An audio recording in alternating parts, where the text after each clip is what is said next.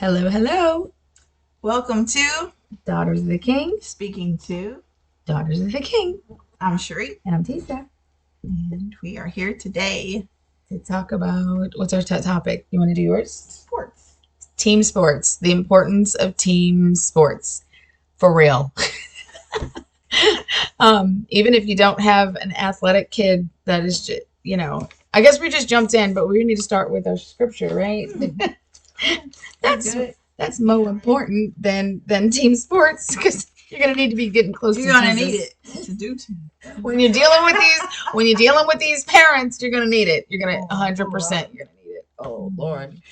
Um, not it's not all bad, but it's really really important for child development. It's actually important for adult development because you can kind of tell the kids that didn't play any team sports and then the ones that did excel in team sports. And when I say team sports, I mean like not necessarily because my daughter was not very athletic at all. No offense via face. um, but team sports meaning she was part of a it's called DI, which is Destination Imagination. It is for it's not for the faint of hearts, but it's for the kids who are not athletic that don't have they're mentally athletes. And I think one of her team's names were the Mathletes. I don't know if I think they got it from a movie or something, but it was so cute because they just weren't athletic. But your daughter is athletic. As she got older, she became a little more athletic physically, but mentally, I mean, she's just been smaller. So I've always kind of like, hey, let's do this. Destination Imagination. That sounds great, right? And it's just them being part of a team. Really, it's adult training. And when I say adult training, that's you begin with the end in mind. You want to make sure that you're raising kids who can function well in society. And so my biggest thing was, and this is where it brings us to our scripture that I forgot. It was Matthew 13:4, and I'm reading from my kids' Bible because that's how I roll. So I have Matthew 13:4, and it says, "As he sowed some seeds that fell by the wayside, and the birds came and devoured them. Some fell on stony places where they did not have much earth, and they immediately sprang up because they had no depth. But when the sun was up, they were scorched, and because they had no root, they withered away. And some of the seeds fell along thorns and sprang up, and the thorns sprang up and choked them. But others fell on good ground and yielded a good crop, and had 100-fold, some 60, some 30. So it says the last one, which is really important. He who has ears to hear, let him hear. And that's what we're doing when we're parenting, is that we're trying to sow seeds. We want them to. That's talking about how magic we are.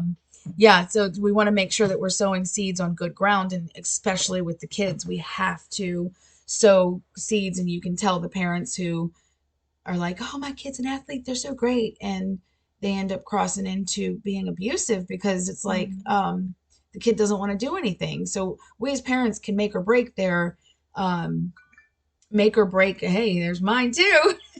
We can make or break their experience, and we want them to be able to compete and have a good experience. And like I said, whether it be physical sports like your typical baseball, basketball, cheer.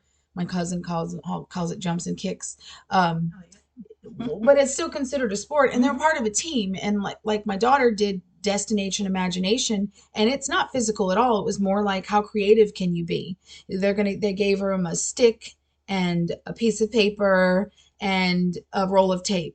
Now what can you do with that? And so they would have to talk to each other as a team, and then they were judged on it.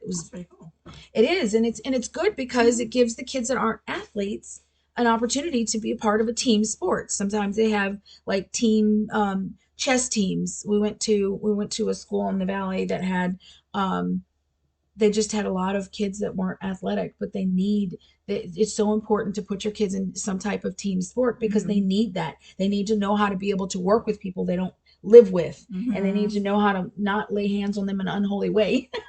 Because some of the girls and boys, you could tell the ones that didn't compete before because they didn't do well, or some of them who didn't know how to deal with the competition and then having other people judge them. Well, you're going to have other people judge you your whole entire life. So it's really important. So that was my biggest thing was is that team sports is so incredibly important.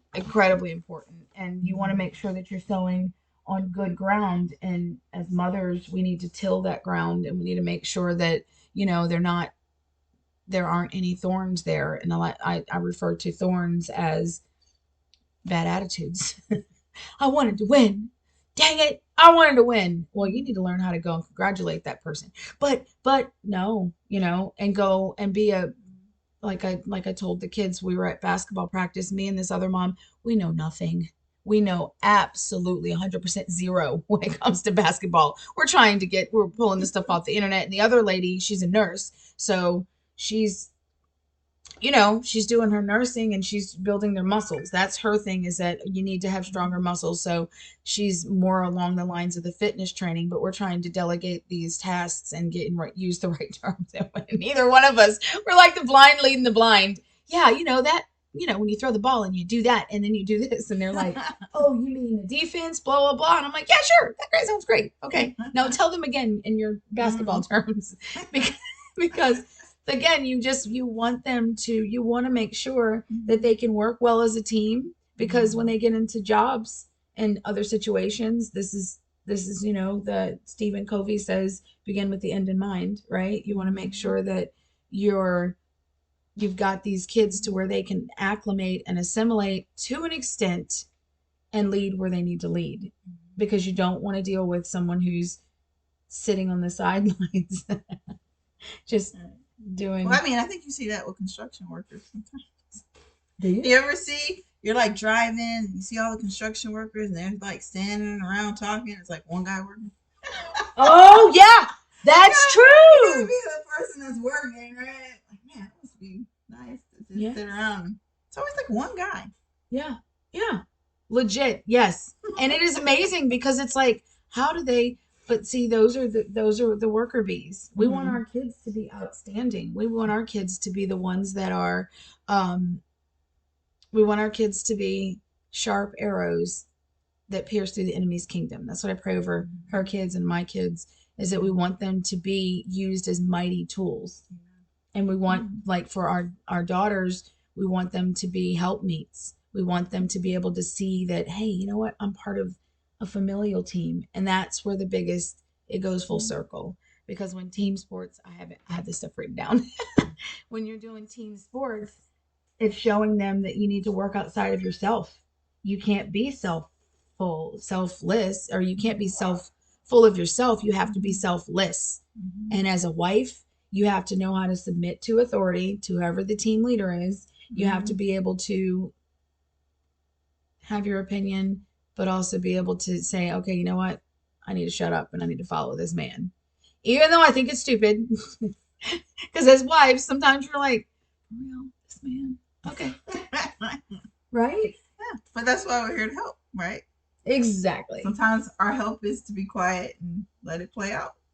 And then sometimes it works out, right? A lot of times it does. Most times it does. And we're like, oh. Right. And then we're like, oh, I guess that worked, right? And then you're like, oh, okay, all right. Yeah. And then for our boys, it's so important. I have this written down too, that life training. This is life training. We want them to be men who lead. And the ones that are sitting on the side of the construction, I never thought about that, but I always do. I always see the construction worker that is 100% like, how the heck is this man still employed? I actually went to a base. I went to a military base, y'all. I went to a military base. Couldn't find this man. I called and called and called. Couldn't find this man. No one knew where he was. So I said, I'm going to go to the base. This dude was at the bar. He was at the bar with a pint of beer, just, not doing his job. And I'm like, only in the military would this be acceptable. Because, and the man had his position. And I even said, I'm just dumbfounded. But this is why the United States government, we need a whole revamping, because we have people that get so comfortable in their position that 2 o'clock in the afternoon they're drinking at the bar, Like and I'm it's like, 5 o'clock somewhere. it's, I'm absolutely dumped. And this base has like, it is known for the corrupt nature of this base. I mean, it's only a matter of time. It literally is a matter of time. But when I was talking to him, I was like, man, this is crazy. And he was like, oh, yeah, yeah, yeah. Let me bring you to my office. Yeah, because I don't want to have a conversation with you at a bar. But it's okay, because at the end of the day, I know with the military, I know how to file an IG complaint and just make sure that they know, hey, that dude was drinking and he probably does it on a regular basis, right? But just like with anything else, it takes just life. Sometimes it takes somebody to stand up. And most people will probably have met this man at the bar, or they've not gotten good customer service from him and just shrugged it off. Like, okay, well, not this person. I know exactly how to just at least make them aware, because it's honestly, it's dangerous. I mean, if you're drunk, or if you're drinking and you're inebriated while you're handling government contracts and things like that, it doesn't work out too well. So, um, and I say that to say, I've served in several capacities as a military spouse, so that's not the Army's way in general. No, it's usually not. So, but it's life training, and I say that when you're part of a team, in the military, when I was in the military, they drilled it in our heads. And if we didn't get it, we got some corrective training, is what they call it. That's what I call my with my kids.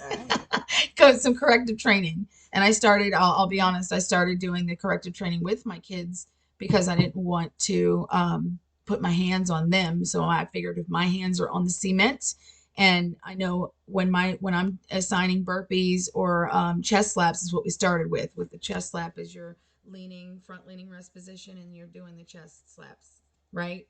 Each one. And I didn't want to assign too much, right? Because I don't want to hurt them.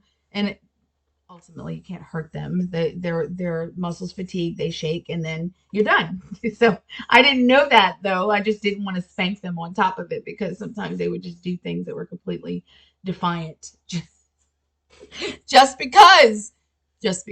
they're like their mother. They want to push the edges. So that's all I had, was just keeping them working outside of themselves, and um, and also just keeping that, you want them to be sweating. And that's my biggest thing, is that when we lived in Washington State, we didn't sweat. Like, it was too cold. You never sweat.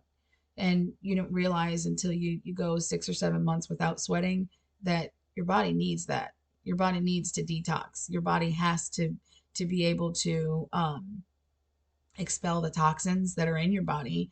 And went down a little rabbit hole, and I was like, man, I would actually go to a tanning bed and wear like long socks up to my arms, just so I could actually sweat, because you need that vitamin D. You need to have your feet on the grass. And when you can't do that, like I said, for a couple of months, it starts messing with you mentally. It literally makes you a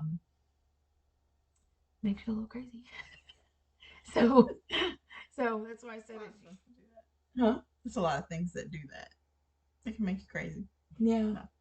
No, but what I was gonna say also was, I really like the aspect of team sports, because in the body of Messiah, we're a team, and every part has to know its function. Yes. And if a part's not functioning correctly, it throws the whole thing off, and the game gets thrown off.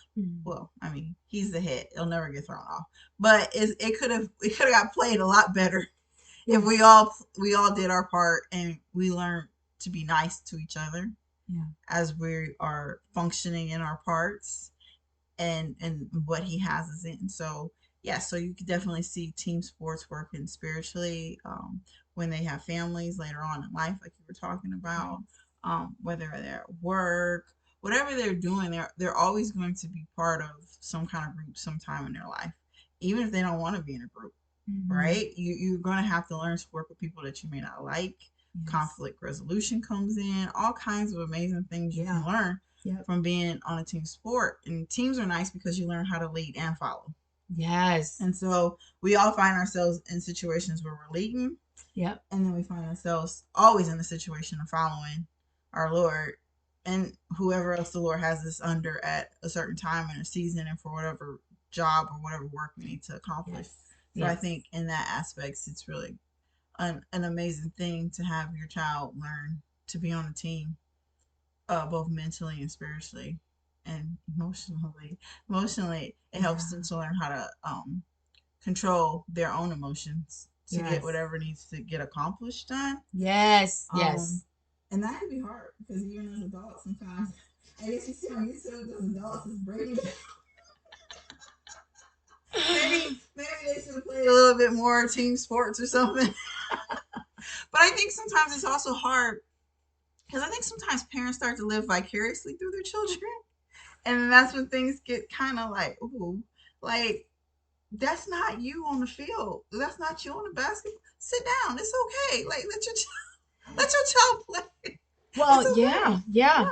And then there's wins and losses, and I think that's really important because we learn a lot from our losses as much Yes. as we do from our wins. Yeah, we can say, yeah, I did this right, but on Mm-hmm. our losses, it forces us to realize the things that we didn't do right. Exactly. Mm-hmm. Exactly. Yeah, and we'll always like. There's always time to self reflect, not beat yourself up, but to self reflect and to become better because sometimes you can't get better unless you know Yeah. what your weaknesses are. Yeah. It's so true. Mm-hmm. That's so true. And what you were saying about and like what I was saying with the got off on a tangent, but about the whole me and this other mom were trying to Oh, have these kids, some of them literally fell. They literally fell because their legs were fatigued or they took the wrong move, and it was like, "Hey, get back up. Get back up." And then the reason why we fall? So we learn how to get back up because the Bible is very clear. It says the righteous woman, I didn't say woman. It says the righteous man falls but gets back up. And instead of sitting there, because you can tell, again, you watch them, they fall and they're dramatic and they're pounding the ground, or they're just, and you're like, come on, dude, this is high school. Get up. But they remember the ones that fell and that were like, and I mm-hmm. get you're disappointed. I totally get that. But you also want them to bounce back. They Mm-hmm. got to be the comeback kid because that's what Christ was. Is he's a comeback kid, right? He had to get knocked down several hundred times, right? But you have to learn to get up, and it's what you do with those hardships that make you better, not bitter. And that's something I I'm like that. pounding to my kids, is or pounding. I feel like I'm pounding it in their head. Mm-hmm. You have to. Life's hardships are made to make you better, not bitter. You can't get bitter. I just actually, Mm-hmm. there's a lady in, one of the ladies that summons me to court over a thank you card, just living through their kids, right? It was all over sports, and I've been praying for her for the last 5 years, and she has actually switched political parties. How you like that one? And I would always say, let her be used as a mighty tool in your kingdom, and let her what she's trying to do to destroy me, let it be turned on the enemy. And girl, I saw that and I was like, oh, okay. Okay, I saw the sign. For a second, I was like, "Ooh, I don't like that last name. Why am I having a problem?" Oh, wait, I know that lady, right? Because I forgot. But God's gonna use her. God's gonna use her, and I don't need to, you know. Hey, remember me? You were the crazy one. No, this is you. This is she was crazy enough to get my attention to where I could cover her in prayer. Because I Mm-hmm. assure you, all the people that wanted to talk bad with me about her, I was like, no, man, God's got this girl. I don't care. Mm-hmm.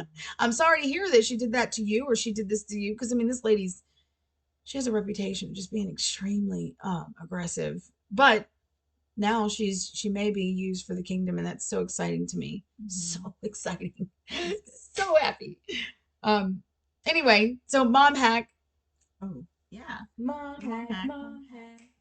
Mom hack. So, Mom hack. the Dollar Tree, my favorite place. Yes. And Pinterest, where I get a lot of things. Mom Darn hack. it. Mom So, hack. this is a movie family fun night. I don't know if you can see it. I don't know how to turn it. There Okay, you go. there. So they have the ones you can get handles, or you get this one or whatever you like. And I like it also for date night with hubby. When you have a movie night and you put them sure in the bed. Most of my dates, I'd say the majority of our dates are when the kids were in bed. Yeah, when they go to bed, and especially when they're little and you really cannot go a lot of places.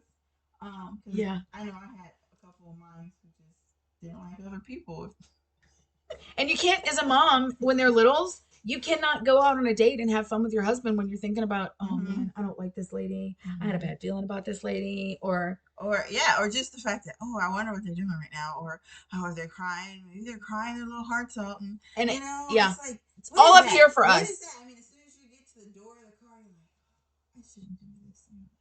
Okay, but you're at home and you're with your husband, or you're with your family or your kids, and you're like, hey, I like it because it's all, you can make it fun. You can put like even little, like if you have little ones, you can make it like almost like a happy meal. Put like a little toy in there, yes. Especially if they like to fidget with things and they have a hard time sitting still. Yes, I have one of those. I have one of those. Right, put like something in there, they can play with it, and you can just be like, have fun, go at it, child. Yes. And I like it because you got your candy and you can have your drinks, maybe even your little straws, your popcorn. We don't have nothing in here for real, y'all. But maybe we should. But you can actually put your husband's like favorite stuff in there. That's genius. I'm gonna take that mom hack because we're gonna have a yes date night and just like your husband's favorite snacks or girl. Could you imagine me putting fried chicken in this thing? I'll be like, that's pretty good. But here we go. We're gonna do that. Because when we both of us do the family night, like we both do in our room, in our bedrooms, like my master bedroom, we'd throw out a blanket on the floor, and that's where we would have popcorn, and it'd be the night that they could watch 2 or 3 movies in a row, maybe two, because he falls asleep though. That's the only time he won't fall asleep is if we're like have a projector on the floor. Yeah, she does a projector. Yeah, which is so much better. Because he fall asleep all the time. I don't think he's seen one movie all the way through for real. even at the theaters, I look over. I was like, "That's an expensive nap." That's true. That's true. But on the same token, it's still so amazing that you can do that, and at home too. Because then my husband and I would crawl into the bed, and the kids will still be on the floor. And as they got older, they were like, "Can we put an air mattress in there?" Yeah, like this hurts. Yeah, it's not fun. But I like it. It's fun. It always breaks up the monotony of like the big bowl, and everybody's like sharing, or everybody's got their own little bowl. And I like it because you can go to the Dollar Tree, and get some of these snacks. Sometimes you can, just stock up on certain things and then pull it out later on. I always do that, yes. And at one of the grocery stores, I do like the sweet. It's all sweet. Put it in my buggy, and everybody's like, "What?" Because when God hooks it up, man, it's usually like a deal, like a sweet deal. Yes, he really hooks it up when he does it, and it's amazing because on the same token, it's like, hashtag you making memories. Even if you start this at the kids are 15 or 16 years old, it's so important because there's little things that you can do that that'll instill in their heads that it was awesome. Like I would have loved to have grown up without well, just to have like family time, family night, and if people would call and be like, "I'm sorry guys, it's family night." "Oh, what's that?" "Oh, okay." It's just 2 hours, 2 or 3 hours, and it's just dedicated to us watching something that's you know that that's dedicated just for the family. And when some people join us, when we lived in the valley, we had some people join us, and they would do like, "Oh, well, let's," one lady brought a guitar, "Let's do a praise and worship song." Sweet, never did that before. All right, cool. And then they watch a movie, and most people aren't comfortable sleeping on the floor, going in upstairs and watching movies on the floor, but yeah, if it's in a living room, a family room, whatever, you can. Also, I kind of, before our time is up, just in case, I know that a lot of us, especially if you're a homeschooler and you want to get the kid in a sport and it's expensive, that a lot of times some teams will always have a scholarship available So don't let Oh, yeah. price deter you from getting your child in a sport, because a lot of times people will find a way to help you to get into a sport. And then, sometimes you might have to save up for certain things. That's why you're having your movie night at home. Yes. Saving up Yes. money, right? You can't go to the movies, but you can, save up to get those kiddos and or those children and It's in very the smart. sports that they may like. And then a lot of times, sometimes they even have like clubs, Yes. right? Yes. Mm-hmm. And it doesn't necessarily have to be like the local libraries. Mm-hmm. Generally speaking, where I got most of my connections, because whether they be public school or not, you can still get them together, or you can create your own. Oh, that's true That's too. fantastic. Mm-hmm. We created our own little tea party club because my daughter loved little tea parties That's so and we cute. dress up and So dainty. it is. It was so fun though. So I mean, you can be creative too. Mm-hmm. Just get them involved because it's so important for life training. And another thing I just wanted to mention real quick was pet ownership. So important. Mm-hmm. So important for again life training, because you can see um how they treat their pet is more than likely how they're going to treat their future children, significant others. So giving that responsibility over to them, so important, so Mm-hmm. incredibly important, because and sometimes they might starve, just step in a little bit, but nudging them Clean. and having them do that, it's worth the headache. A lot Mm-hmm. of it is worth the headache, especially with the potty training. The potty training of the dogs is worse than the kids, I think. Oh, so It's fun. gross, So fun. but definitely worth it. Yeah. Well, We're out of time. yes, we are. Thank you for listening. Like, share, subscribe, Mm-hmm. share for sure. Yeah. And I guess we could pray too on our way out. oh yeah, Okay. Dear God, thank you so much for this day. Thank you for every opportunity that you have afforded us, Father. We ask that you would help our children to be able to participate in sports, Father, and that they would learn how to lead and to follow, Father, that they would build good character skills in it, that they would be able to use these tools to take to their next level in each chapter in their life, Father, for your glory. We thank you for all that you do in the precious name of your Son, Yeshua Jesus. Amen. love it. Well, signing off for two daughters of the king, speaking to. Daughters of the King. Have a great week.